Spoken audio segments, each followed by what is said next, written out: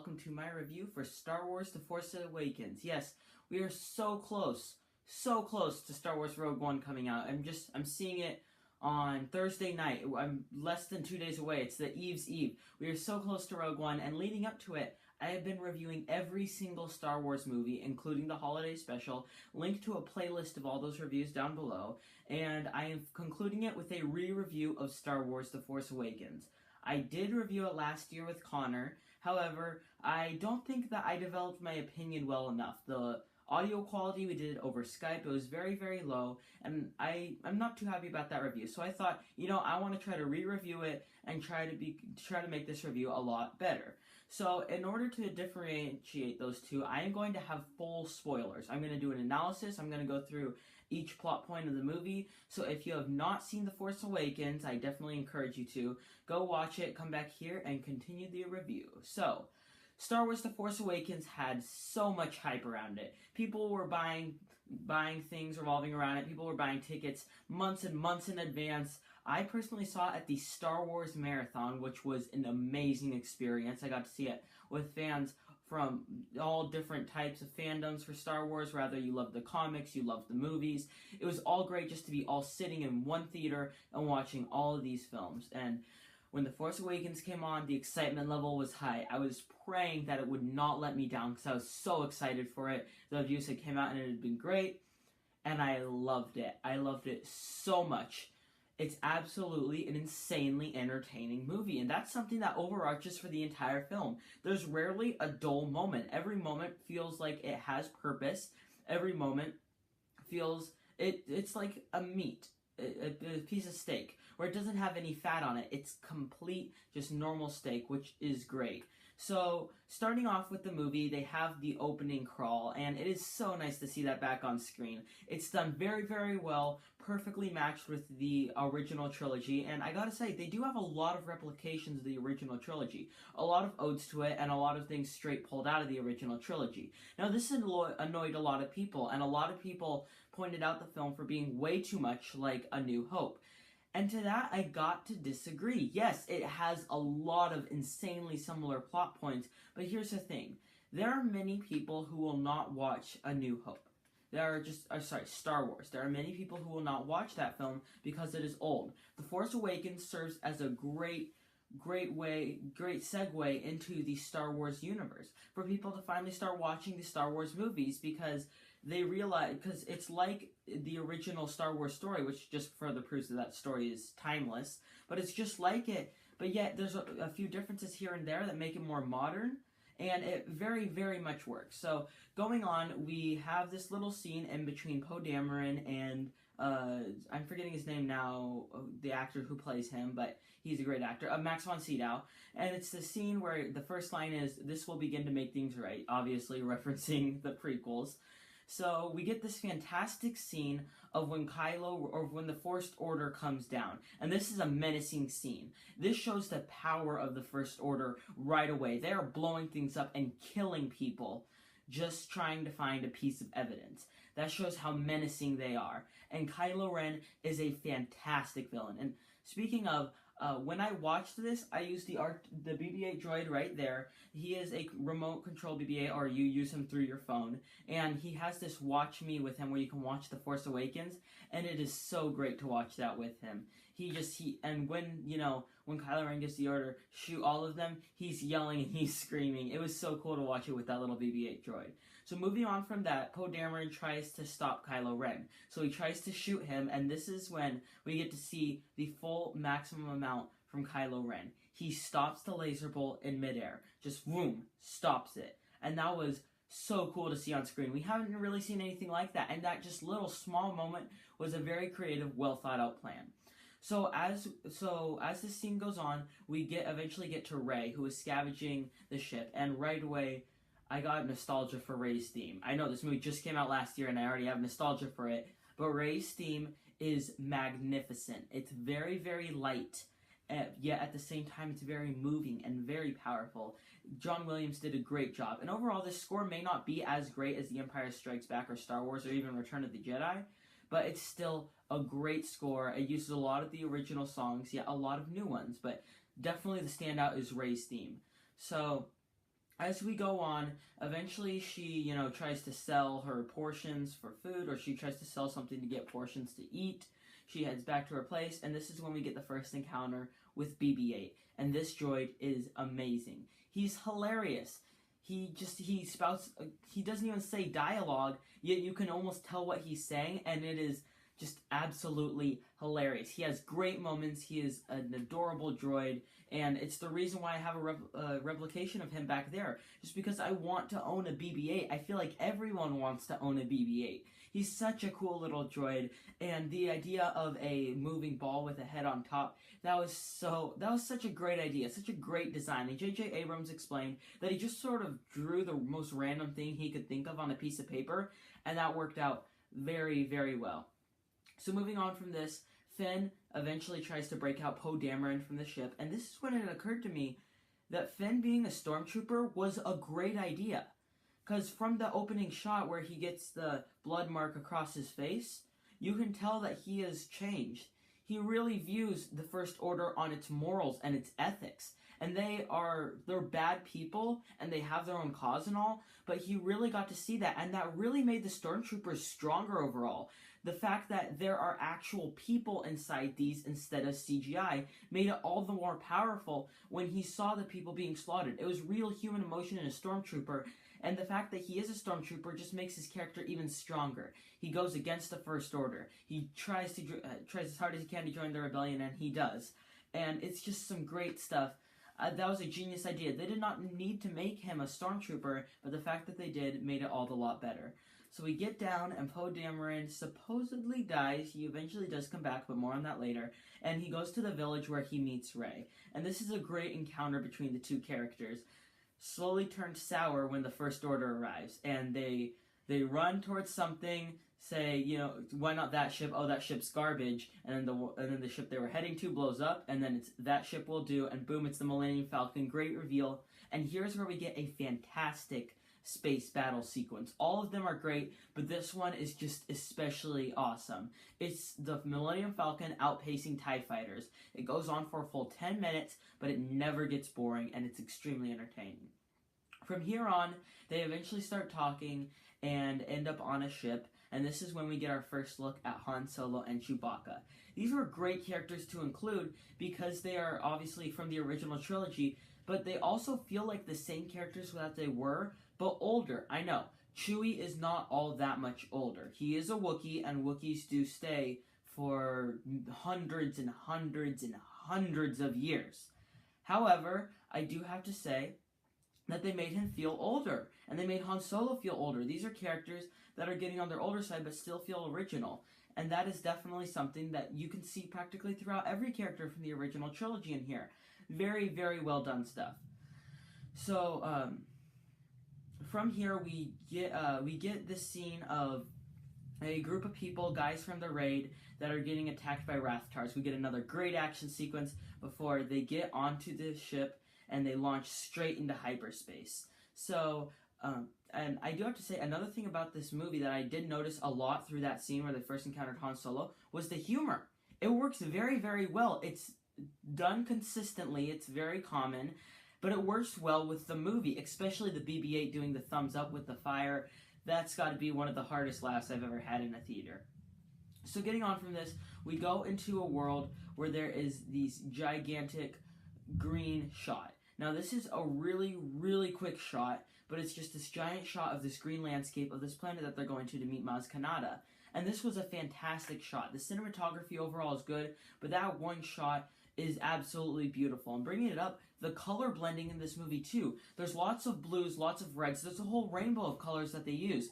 And they all work very, very, very well. So as they go on, they eventually go into this club that is replicated from, the Maz Kanata, so the Cantina band from the original. And we get this great scene with Maz Kanata. This was a very, very well thought out character. And honestly, all 15 to 20 main characters that they have in this movie are very well thought out and very well planned.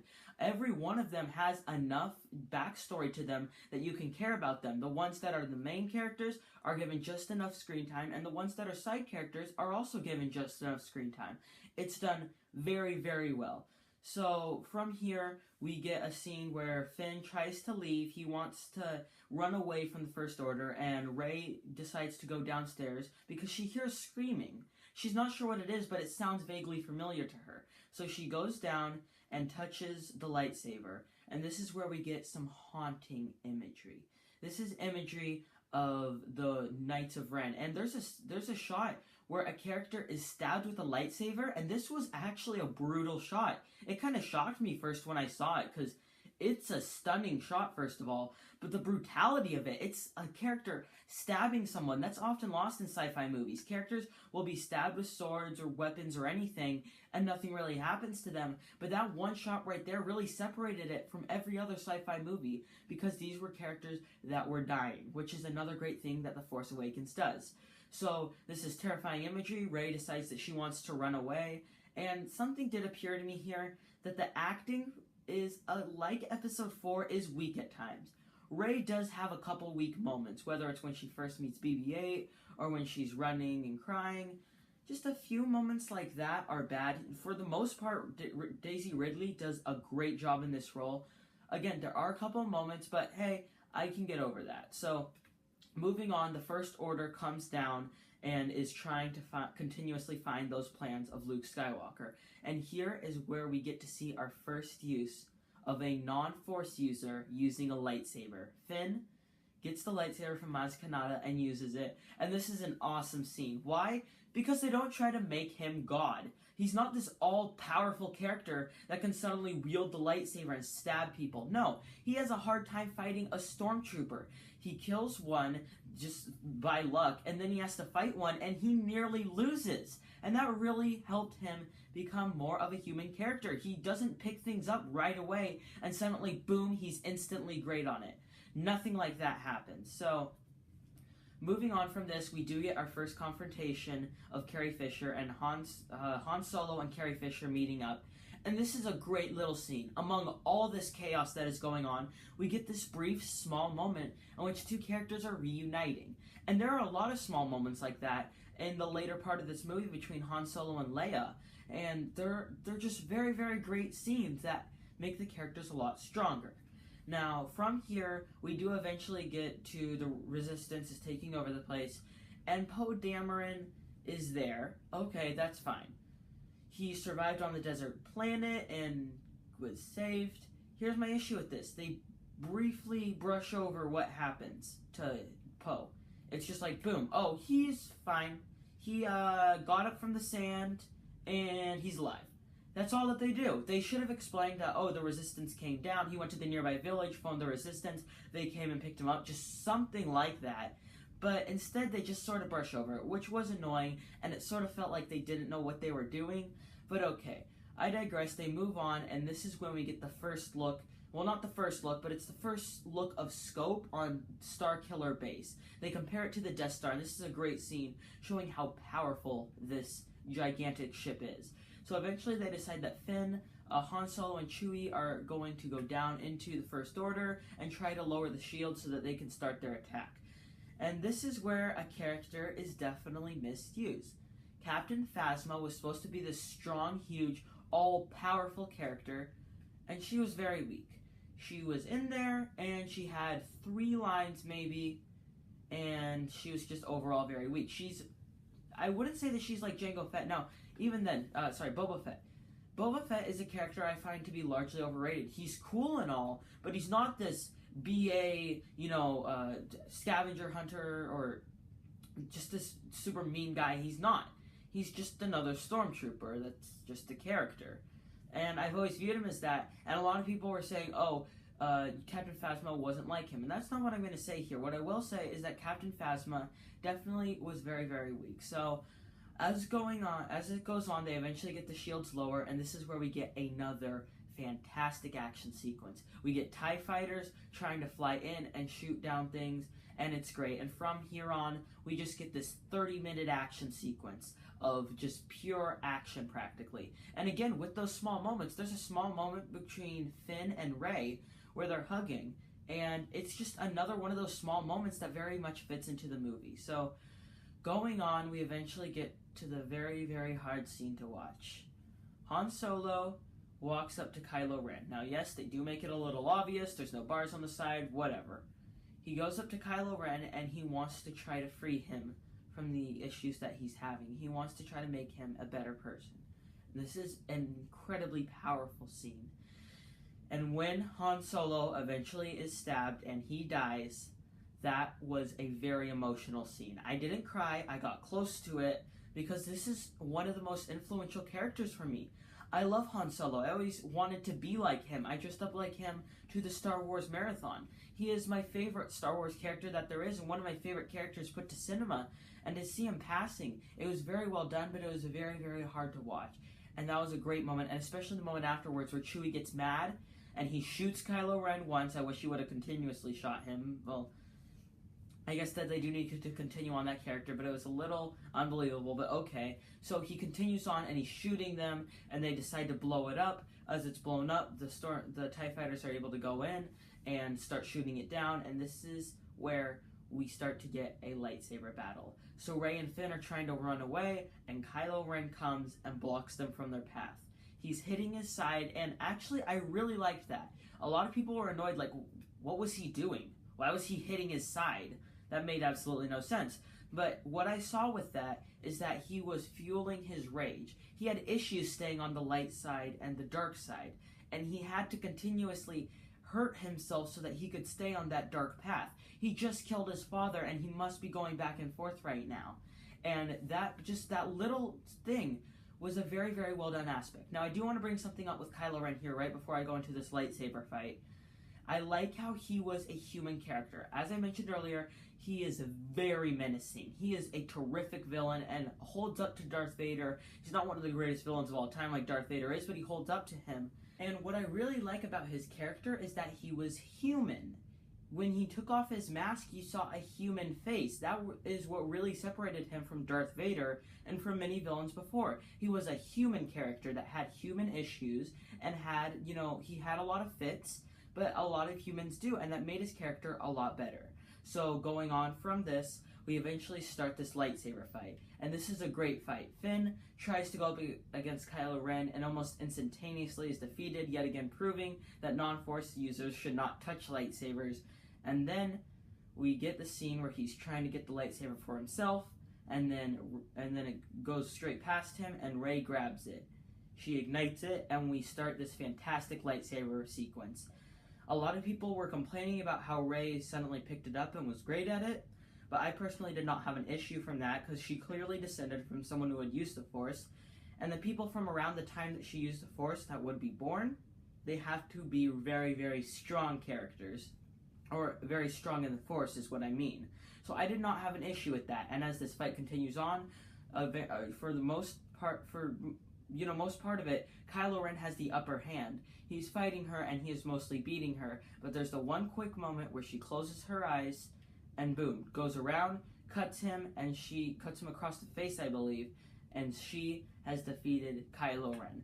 So, and then suddenly there's a break between them, this whole world is crumbling, so she runs over to Finn, cries over him a little bit, and then Chewbacca comes up with the Millennium Falcon. She gets aboard, and they drive straight home. So after this, we do get a scene that annoys me a tad bit.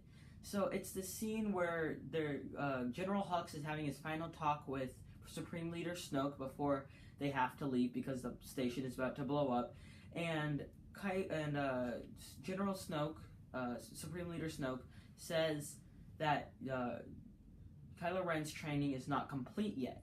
But that was a bit annoying, because unless he was extremely strong in the Force, how could he stop a laser bullet in mid-air? That was a bit inconsistent, but moving on from that, we get this fantastic sequence where they come back and Rey and Leia hug. This was a bit annoying that she didn't hug Chewie, but it was a well-done sequence. So after this, eventually R2-D2 wakes up, most likely from Luke, who, suddenly felt the sense in the Force and turned it back on. He goes over, BB-8 has the last part, R2-D2 has the whole thing, and then it's a giant map to Luke Skywalker. Rey gets on board the Millennium Falcon with Chewbacca, and they drive there, and Rey alone meets Luke. And this was a great scene. Luke is in it for less than a minute, but it works. Originally, I was disappointed, but looking at it from a film's perspective, it's not like they promised anything from him. It's not like they were continuously putting him in the marketing. And he worked as a MacGuffin very, very well. And all in all, I gotta say, I loved The Force Awakens. This movie still holds up after a rewatch, and I'm gonna give it the same grade that I had given it before, which is a 9.25 out of 10. I love this movie, and I believe that I could put it up there. I think it's better than Return of the Jedi. It sounds weird saying that, but I do believe that it is a better movie. So that is what I have to say for The Force Awakens. Now, we are so close to Rogue One here. We are only a couple days away. Expect a review for that on Thursday night, and then a spoiler review either on Friday or maybe a little bit afterwards. Also, I wanted to inform you guys that I am going down to LA for 3 days on December 17th, 18th, and 19th. I will be down in LA. I'm going to try to see La La Land, Fences, The Founders and Showing There, but I'll try to see Lion. I'll see Star Wars Rogue One at the El Capitan. I will be seeing a lot of movies down there, so a lot of reviews will be coming for you guys. So that concludes my review for The Force Awakens. What did you think of this movie? Comment in the comment section below. I am Robert Burke, and this has been The Clever Critics. Goodbye.